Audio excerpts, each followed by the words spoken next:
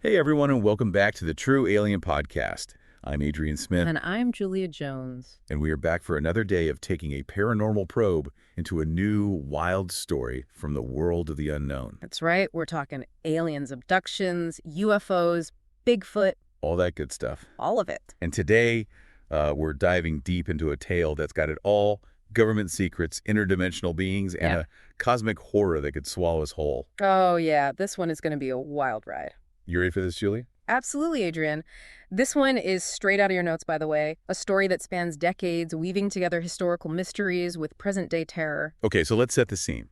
It's 1957, Alexandria, Virginia. Picture this: a massive egg-shaped craft descending from the night sky, radiating an energy that makes your teeth buzz. And it doesn't stop there. The source material you provided describes a tall, slender figure emerging from the craft. And get this, it extends a hand in a gesture that's eerily human. Hey, really human. Scene. Now, what's really intriguing is this isn't just some random UFO sighting, right? The source hints at a deeper connection, a secret buried in the past, that ties this 1957 event to the present day. Exactly. And that's where we meet Dr. Amelia Voss, a crypto historian who, according to the source, is digging through the Smithsonian archives when she stumbles upon a journal. The journal Yes. belonged to a Dr. Lionel Finch, a physicist involved in top-secret government projects, and his writing is frantic, filled with these chilling descriptions of things no man should have seen. And you even highlighted a passage in your notes where Finch writes that these beings could see into him, which suggests something far more disturbing than simple observation. Yeah, it's definitely giving me Invasion of the Body Snatchers vibes. Oh, for sure. And then out of nowhere, this shadowy government agent, Carter Pierce, enters the picture. Mm-hmm. And it's clear that he intercepts Amelia, and he definitely knows more about this situation than he's letting on. Yeah, this raises a crucial question that you had in your notes. Why the secrecy? What are Pierce's motives? And why is the government so determined to keep this whole thing under wraps? Okay, so next thing we know, Amelia and Pierce find themselves at an abandoned nuclear test site in Nevada.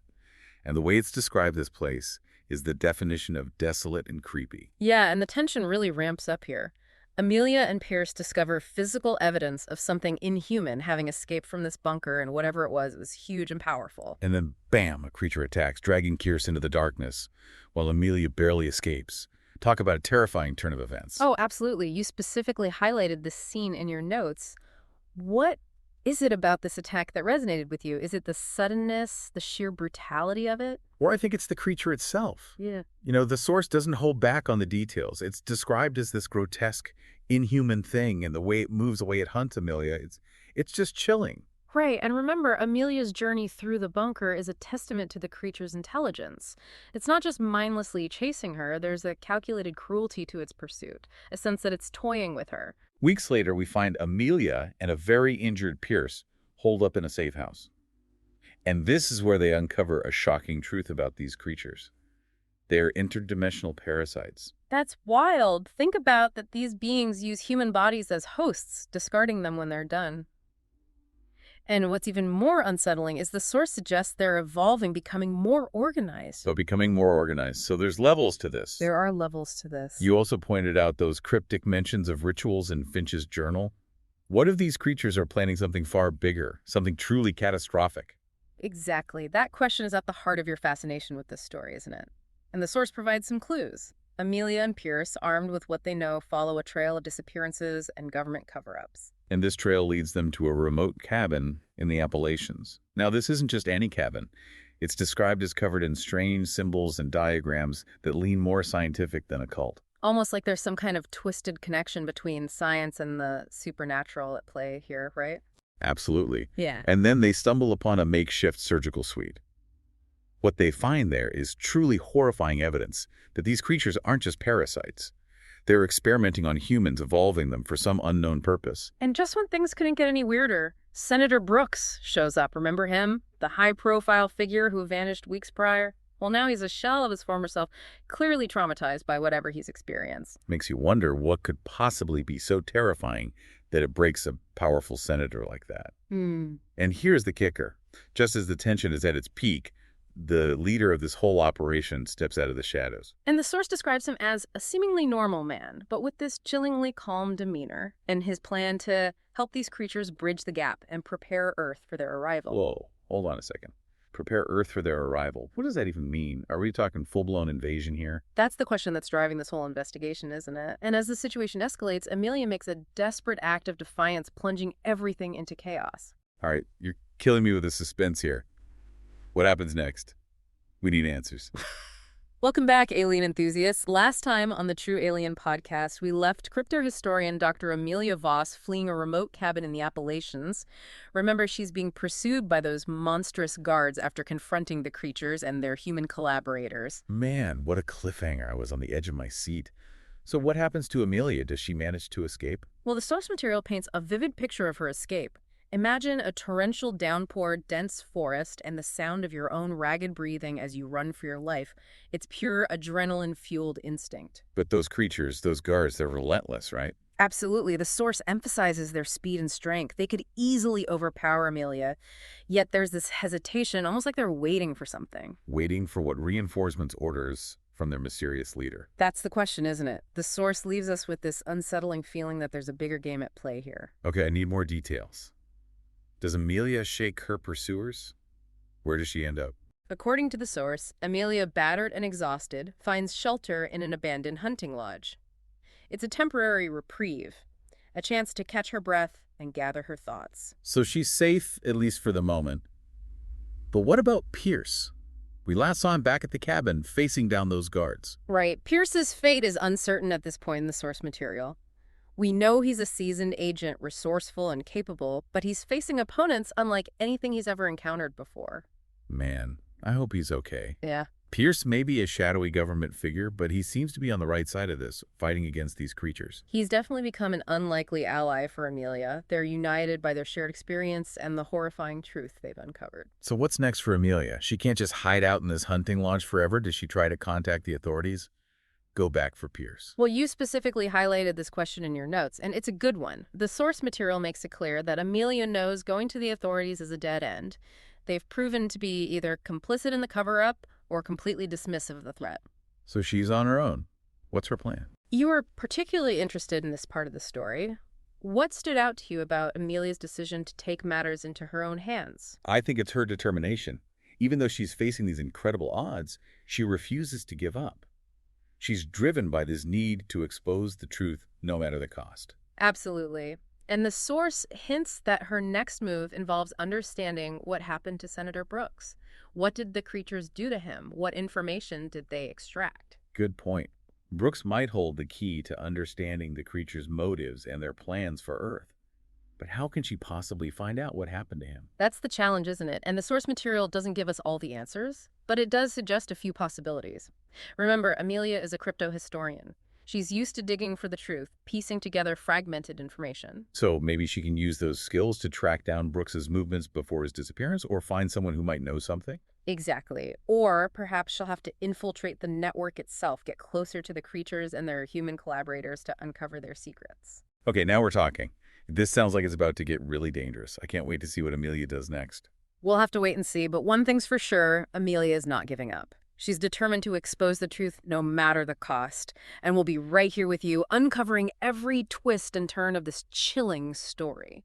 Welcome back to the True Alien Podcast. We're about to find out what happens to our intrepid cryptohistorian Amelia Voss as she delves deeper into this mystery of interdimensional parasites.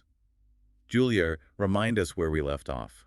Well, Adrian, we last saw Amelia taking refuge in that abandoned hunting lodge after escaping that terrifying cabin in the Appalachians. Remember, she's determined to uncover the truth about the creatures and their plans for Earth, even if it means going up against that shadowy government conspiracy and those monstrous guards. Yeah, she's up against some serious odds. So what's her next move? Does she try to reach out for help? Remember, Amelia knows that she can't trust the authorities. They've been stonewalling her at every turn. But your source material highlights that she's not completely alone. She has allies in unexpected places. Allies? Like who? We haven't really met anyone else who believes her. Think back to the beginning of the source material. We were introduced to a Captain Everett Gaines. He witnessed the 1957 UFO landing in Alexandria, Virginia. Oh yeah, Captain Gaines, he's the one who documented the event in detail, even though his reports were dismissed and buried by the government. But how can he help Amelia? He's from a different era. Time might separate them, but they're united by their shared experience. They both possess knowledge that the world isn't ready to accept experiment. Amelia manages to track down Captain Gaines, who, according to your source, is now a reclusive but sharp-minded old man. So it's like the old guard meeting the new generation of truth seekers. I love it what happens when they connect. Their meeting is a pivotal moment in the story. They share information, compare notes, and begin piecing together this chilling narrative. Gaines's first-hand account of the 1957 landing confirms Amelia's suspicions about the creature's origins and their long-standing interest in humanity. Okay, so they're connecting the dots. But how does this help Amelia stop whatever the creatures are planning? Remember those rituals mentioned in Dr. Finch's journal, Gaines, provides a crucial piece of information. A location, he reveals a place where these rituals have been conducted for decades, hidden in plain sight. Wait, so there's a secret spot where these interdimensional beings have been doing their creepy business right under our noses? Mm-hmm. I knew it. Where is this place?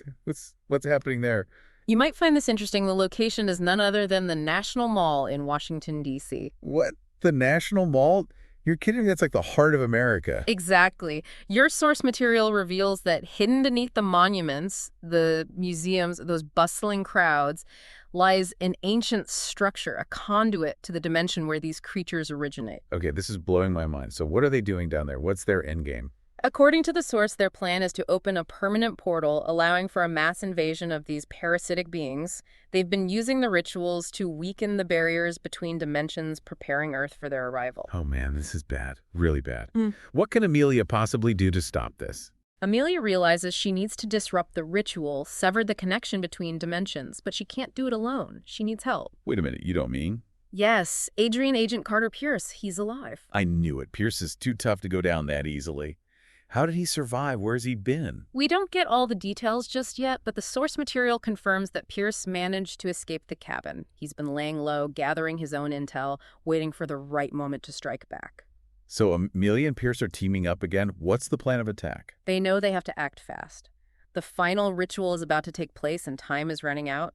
They infiltrate the underground network beneath the National Mall, armed with knowledge gleaned from Finch's journal and Captain Gaines's insights. This is at the final showdown. What happens next? The story climaxes in a breathtaking confrontation beneath the city streets. Amelia Pierce and a small group of trusted allies, including a government scientist, confront the creatures and their human collaborators.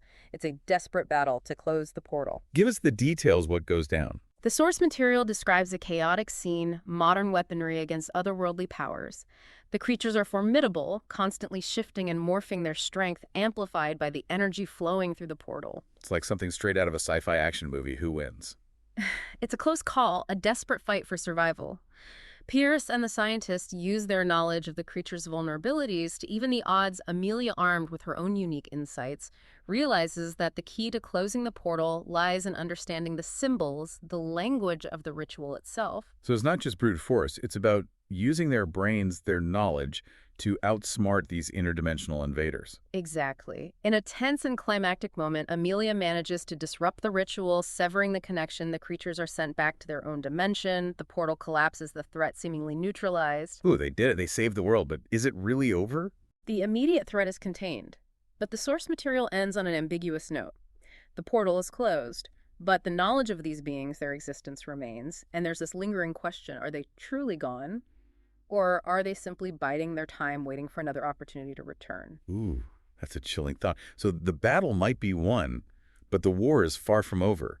It makes you wonder what other secrets are lurking out there just beyond the veil of reality. And that's the beauty of stories like this, Adrian. They spark our curiosity, make us question the nature of reality, and remind us that the universe is a vast and mysterious place full of wonders and terrors we can scarcely imagine. Well said, Julia. And on that note, we've reached the end of another incredible True Alien story. Remember to rate and follow the True Alien podcast for more mind-blowing tales from the fringes of reality. Till next time, keep your eyes on the skies. And remember, the truth is out there.